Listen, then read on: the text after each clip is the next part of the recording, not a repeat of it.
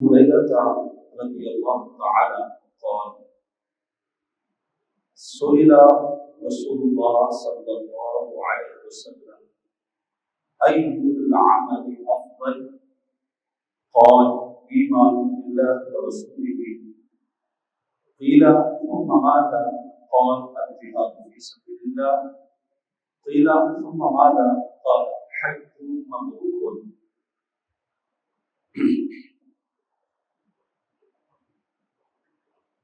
محترم المقام جملہ سامعین حاضرین ناظرین،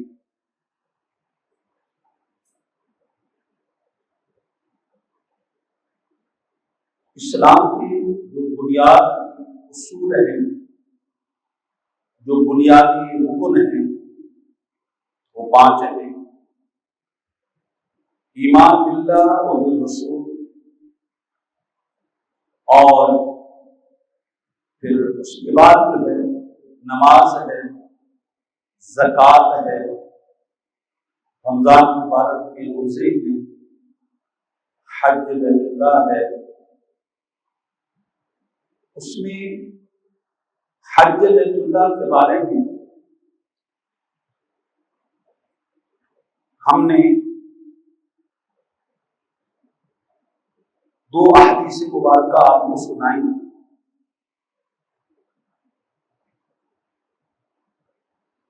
کہ بیت اللہ شریف کا طواف حضرت آدم علیہ السلام کو تسلیم سے چلا آ رہا۔ ہم نے کہا تھا کہ ان اللہ تعالی وضع تحت العرش بیتا وهو بیت المعمور، عرش کے نیچے ایک گھر ہے جس کو بیت المعمور کہتے ہیں۔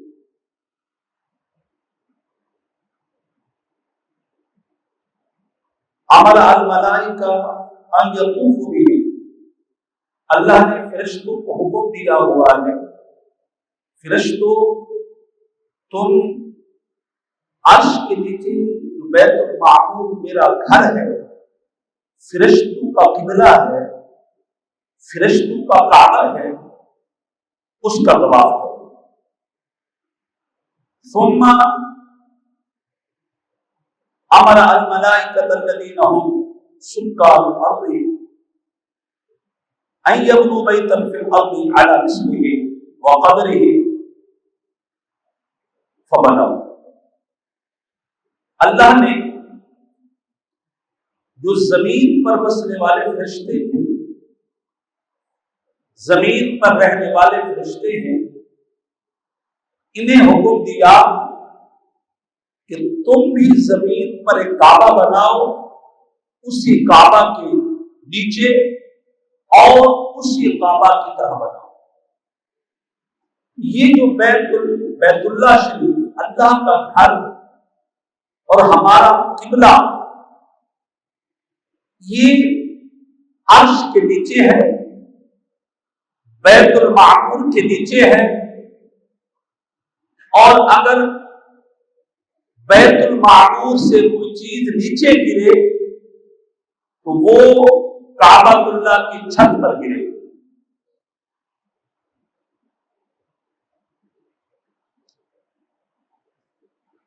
پھر کما یطوف اہل السماء بالبیت المعمور، فرمایا زمین والو تم بھی اسی طرح طواف کرو جس طرح اہل السماء آسمان والے طواف کرتے ہیں۔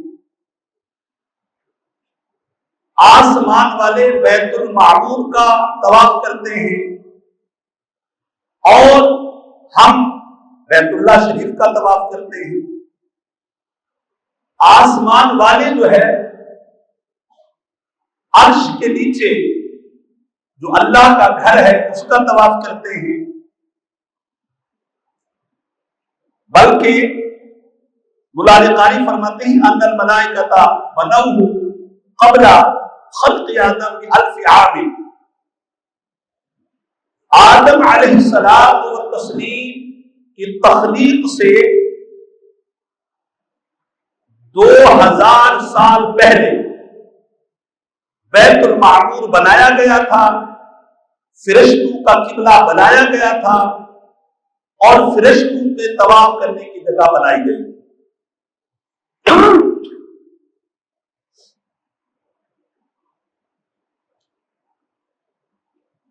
مولا علی قاری فرماتے ہیں ایک سوال ہے، بیت اللہ شریف کا جو حج ہے، بیت اللہ شریف تو آدم علیہ السلام و تسلیم کے دور سے بنا ہوا ہے۔ حج بیت اللہ طواف کرنا اور مینا میں جانا، رمی جمرات کرنا اور عرفات میں جانا، مزدلفہ میں جانا، یہ جو عبادت ہے یہ پہلے امتوں پر بھی فرض تھی یا نہیں تھی؟ یہ بات یاد رکھیے گا، بہت سے احکامات ہیں جو پہلی امتوں پر فرض نہیں تھے، واجب نہیں تھے۔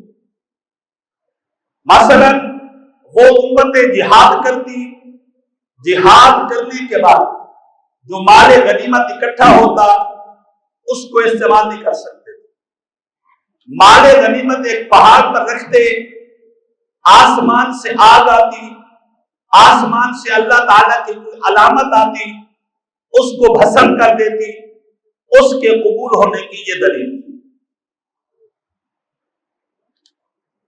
پہلے والی امتیں جو تھی ان کے لیے ضروری تھا کہ وہ نماز اپنی مسجدوں میں پڑھیں گے، غیر مسجد میں آپ کو ٹائم مل گیا، آپ نے اپنی شاپ میں کھڑے ہو کر کے نماز پڑھ لی، وہ مسجد تو نہیں ہے۔ اسی طرح آپ آ رہے تھے یا آپ کہیں گھومنے گئے ہوئے تھے اور اس پارک میں مسجد نہیں تھی، آپ نماز کا ٹائم ہو گیا، آپ نے کپڑا بچھایا، نماز پڑھ لی، روڈ پر نماز پڑھ لی، شاپ پر نماز پڑھ لی، گراؤنڈ میں نماز پڑھ لی۔ یہ حضور کی امت کا خاصہ ہے، پہلی امتیں اپنی عبادت گاہ میں نماز پڑھتی تھی، آگے پیچھے نماز نہیں پڑھ سکتی۔ پہلی امتوں کا جو اعلی طہارت تھا، جس کے ذریعے وہ طہارت حاصل کر سکتے تھے، وضو حاصل کرنا ہے یا غسل کرنا ہے، ان کے لیے اعلی طہارت پانی تھا۔ وہ پانی کے علاوہ وضو نہیں کر سکتے تھے، پانی کے علاوہ غسل نہیں کر سکتے تھے، پانی کے علاوہ جو ہے وہ کوئی طہارت حاصل نہیں کر سکتے تھے۔ اچھا آپ بتائیں، آپ پانی کے علاوہ کسی شے سے طہارت حاصل کر سکتے ہیں؟ کیا چیز ہے؟ مٹی۔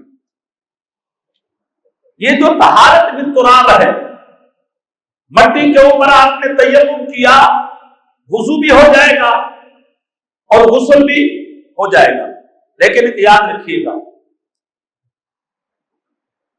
وضو کے لیے جو تیمم کیا جاتا ہے وہ اتنا ہوتا ہے کہ زمین پر یا ایسی جگہ جہاں پر مٹی ہو، ہاتھ آپ نے یوں پھیرا اور آپ نے یہ کیا یوں یوں پورا ایک مرتبہ، دوسری مرتبہ زمین پر پھیرا، ایک ہاتھ کے ساتھ یہاں سے یہاں تک، دوسرے کے ساتھ یہاں سے یہاں تک آپ کا وضو ہو گیا۔ جو طہارت مٹی کے ساتھ ہو تو اس کے ساتھ پاؤں کا تیمم نہیں کرنا پڑتا، جو طہارت مٹی کے ساتھ ہوتی ہے اس کے لیے پاؤں کا تیمم نہیں کرنا پڑتا۔ چلے صاحب یہ تو بات سمجھ میں آ گئی، اب بندے کو غسل کرنا ہے، طہارت اکبر کرنی ہے اور حد سے اکبر لاحق ہو چکا ہے۔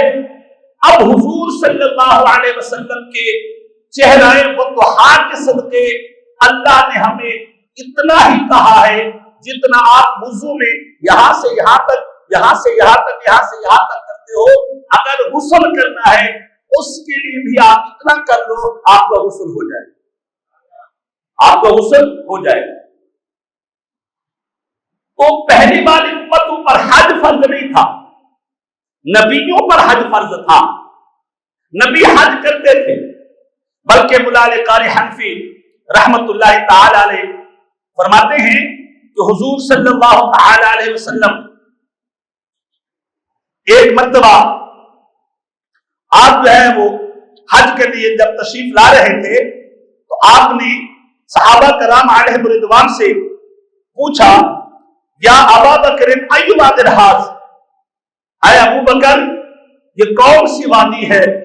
فرمایا یا رسول اللہ وادی عصفان، یہ مدینے کے راستے جائیں نا ایک وادی عصفان آتا ہے، بورڈ لگا ہوا ہے، بورڈ لگا ہوا ہے۔ فرمایا یا رسول اللہ یہ وہ جگہ ہے۔ اللہ اکبر، میرے حبیب فرماتے ہیں لقد مر به ہود وصالح على بکرین احمرین خطاهما اللفیف وعرضه عباء وانیتهما النمار یلقون یحجون البیت العتیق۔ فرمایا اور میرے صحابہ میں دیکھ رہا ہوں حضرت ہود علیہ السلام کو تسلیم بھی اونٹنی پر سوار ہو کر کے، صالح علیہ السلام کو تسلیم بھی اونٹنی پر سوار ہو کر کے لبیک اللہم لبیک کہتے ہوئے جا رہے ہیں اور حج بیت اللہ کرنے کے لیے جا رہے ہیں۔ حضور علیہ السلام کو تسلیم نے ایک اور حدیث پاک ہے، حضور صلی اللہ علیہ وسلم مسلم شریف میں ہے لما مرہ بواد الازرق، جب وادی ازرق کے قریب سے گزرے صحابہ سے پوچھا یا رسول اللہ یہ کون سی بات، صحابہ سے پوچھا او صحابہ یہ کون سی وادی ہے؟ صحابہ نے فرمایا یا رسول اللہ صلی اللہ علیہ وسلم یہ جو ہے وادی ازرق ہے۔ میرے حبیب صلی اللہ علیہ وسلم نے فرمایا کأنی انظر الی موسیٰ، فرمایا میں موسیٰ علیہ السلام کو تسلیم کو دیکھ رہا ہوں، وہ ایک سواری پر سوار ہو کر کے یہاں سے گزر رہے ہیں اور جو لبیک اور اللہم لبیک اللہم لبیک کہتے ہوئے جا رہے ہیں اور حج بیت اللہ شریف کرنے کے لیے جا رہے ہیں۔ حضور صلی اللہ علیہ وسلم ایک اور جگہ کے قریب سے گزرے، آپ نے پوچھا صحابہ یہ کون سی وادی ہے، یہ کون سی جگہ ہے؟ صحابہ کرام علیہم رضوان نے فرمایا یا رسول اللہ صلی اللہ علیہ وسلم یہ فلاں وادی ہے۔ میرے حبیب صلی اللہ علیہ وسلم نے فرمایا میں دیکھ رہا ہوں اللہ کا پیغمبر عیسیٰ علیہ السلام و تسلیم احرام باندھ کر کے تلبیہ کہتے ہوئے حج بیت اللہ کرنے کے لیے جا رہے ہیں۔ اس لیے حج بیت اللہ میں اللہ کے نبی بھی شامل ہوتے ہیں، یہی وجہ ہے اگر کوئی شخص اخلاص کے ساتھ حج کرتا ہے، ریاکاری کے بغیر حج کرتا ہے، دکھاوے کے بغیر حج کرتا ہے، اس کے اندر لا جدالا ولا رفسا ولا فسوقا، نہ لڑائی ہوتی ہے، نہ اشارتاً کنایتاً گناہ ہوتا ہے، نہ فسق و فجور ہوتا ہے۔ میرے حبیب فرماتے ہیں کہ یوم ولدتہ امہ، حاجی اس دن ایسے پاک ہو جاتا ہے جیسے آج اس کی ماں نے اس کو جنم دیا۔ اللہ اکبر، اللہ اکبر۔ مولا علی قاری یہاں سے ایک استدلال کرتے ہیں فدل علی ان الانبیاء احیاء حقیقتا ویریدون ان یتقربوا الی اللہ فی عالم البرزخ من غیر تکلیفہم۔ کہتے ہیں سنیو، یاد رکھو اللہ تبارک و تعالیٰ کے نبی ہر سال کرتے ہیں حج، ہر سال تلبیہ پڑھتے ہیں، ہر سال احرام باندھتے ہیں۔ اس سے پتہ چلا اللہ کے نبی اپنی اپنی قبروں میں زندہ ہے، اپنی اپنی قبروں میں زندہ ہے۔ اچھا صاحب، میں نے ایک ٹی وی پر مولوی کو سنا تو مولوی صاحب کہنے لگے اللہ کے بندو مرنے کے بعد اعمال کا سلسلہ تو منقطع ہو جاتا ہے۔ میں اگرچہ پنجگانہ نماز پڑھوں، مرنے کے بعد نماز کا سیٹ اپ بند، میں ساری زندگی روزے رکھوں، مرنے کے بعد روزوں کا نظام بند۔ کہنے لگے یہ کیسے ہو سکتا ہے؟ اللہ کے نبی زندہ ہوں، پھر حج کرتے ہوں، تلبیہ پڑھتے ہوں اور کعبۃ اللہ کا طواف کرتے ہوں۔ مولا علی قاری نے لکھا ہے او میرے بھائی، یہ نبیوں پر فرض اب جو ہے نبیوں پر فرض واجب نہیں ہے، وہ اللہ کی محبت میں آتے ہیں، بیت اللہ کا طواف کر کے چلے جاتے ہیں۔ اس کی میں ایک مثال دیتا ہوں۔ حبیب صلی اللہ علیہ وسلم نے فرمایا میری امت کا جو شخص گناہگار یا کوئی بھی جب وہ حوض کوثر پر پہنچے گا، حوض کوثر سے اس کو جام ملے گا، حوض کوثر سے اس کو پانی پیے گا، لا یظمأ ابدا، میرے حبیب فرماتے ہیں پھر اس کو کبھی پیاس نہیں لگے گی۔ اللہ کے بندے جب ہمیں بعد میں پیاس ہی نہیں لگنی تو جنت میں ہمارے لیے دودھ کی نہریں کیوں ہیں؟ جنت میں ہمارے لیے میٹھے پانی کیوں ہیں؟ جنت میں ہمارے لیے کھانے پینے کا فروٹ پھل کا پانی کا انتظام کیوں ہے؟ فرماتے ہیں پیاس تو آپ کو نہیں لگے گی، بھوک تو آپ کو نہیں لگے گی، لیکن جنت کی نعمتیں دیکھ کر کے آپ محض لذت حاصل کرنے کے لیے، محبت حاصل کرنے کے لیے آپ کھائیں گے۔ اسی طرح نبیوں کے اوپر حج تو فرض نہیں ہے، اب حج فرض نہیں ہے، آج حج تلبیہ واجب نہیں ہے، لیکن وہ اللہ کی محبت میں اور اس یاد کو تازہ کرنے کے لیے پھر سے حج کرنے کے لیے چلے آتے ہیں۔ ایک آدھی حدیث پاک میں آپ کو قربانی کے حوالے سے بھی سنا دیتا ہوں۔ نبی مکرم صلی اللہ علیہ وسلم کے ارشادات ہیں قربانی کے حوالے سے کہ قربانی جو ہے وہ واجب ہے۔ بعض لوگ کہتے ہیں کہ یہ واجب نہیں ہے، حالانکہ قرآن پاک میں ہے فَصَلِّ لِرَبِّكَ وَانْحَرْ، اے حبیب صلی اللہ علیہ وسلم آپ جو ہے قربانی کیجئے اور نماز پڑھیے، فَصَلِّ نماز پڑھیے، وَانْحَرْ اور قربانی کیجئے۔ اب جب قرآن مجید فرقان حمید میں موجود ہے کہ نبی مکرم صلی اللہ علیہ وسلم نے قربانی بھی کی ہے اور حج بھی کیا ہے اور قربانی کی ہے، بلکہ میں آپ کو حدیث پاک سناتا ہوں۔ اللہ اکبر۔ حضرت زید بن ارقم فرماتے ہیں قال حضرت ابن عمر عن ابن عمر قال اقام رسول اللہ صلی اللہ علیہ وسلم بالمدینہ 10 سنین یضحی، حضور صلی اللہ علیہ وسلم ہجرت کر کے جب مدینہ پہنچے تو قربانی مدینہ میں واجب ہوئی تھی، قربانی مدینہ میں واجب ہوئی تھی، عید کی نماز بھی مدینہ میں واجب ہوئی تھی، تو قربانی مدینہ میں واجب ہوئی۔ فرماتے ہیں 10 سال حضور مدینہ میں حیات رہے، اقامت پذیر رہے، ہر سال نبی قربانی کرتے تھے۔ اگر یہ سنت تھی اور اتنی غیر اہم تھی تو ہر سال حضور کیوں کرتے؟ اور بلکہ حضور کا ہر سال کرنا اس بات کی دلیل ہے کہ قربانی کیا ہے؟ واجب ہے۔ قربانی کیا ہے؟ واجب ہے۔ آئیے میں حدیث پاک سنا رہا تھا۔ عن البراء بن عازب رضی اللہ تعالی عنہ ان رسول اللہ صلی اللہ علیہ وسلم سئل ماذا يتقي من الضحايا، نبی صلی اللہ علیہ وسلم سے پوچھا گیا یا رسول اللہ کون سے جانور ہیں جو قربانی میں ذبح نہ کیے جائیں؟ کون سے جانور ہیں جو قربانی میں ذبح نہ کیا جائے؟ فاشار بیدہ اربع، آپ نے فرمایا یوں اشارہ کیا، یوں۔